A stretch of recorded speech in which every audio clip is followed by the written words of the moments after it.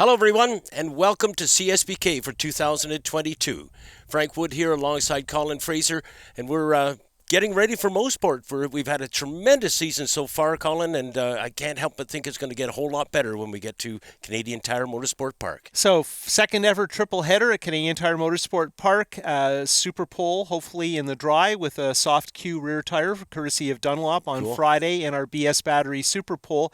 And Mosport is always a busy weekend with a lot going on. The tensions are high, lots of pressure, lots of expectations. The big crowd and a lot of manufacturer visitors at their home circuit tend to bring out the best and the worst in people when we're at Old Mosport.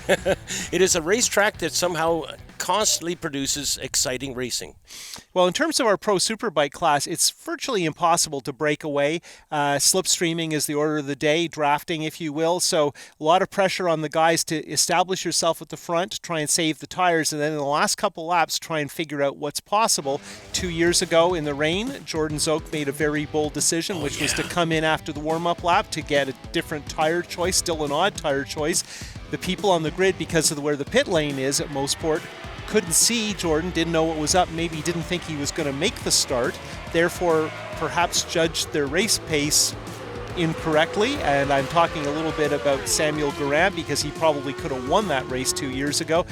Jordan's ride up through the pack was one of the most remarkable efforts, and a guy who's had an unbelievable career. And then, of course, came 2021, another exciting year. Well, first ever triple header, lots of pressure there.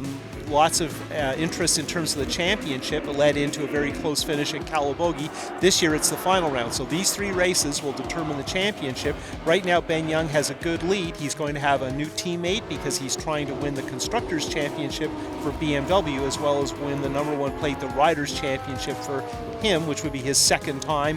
Hopefully the first time he gets to defend that number one plate. Hopefully no big COVID outbreak.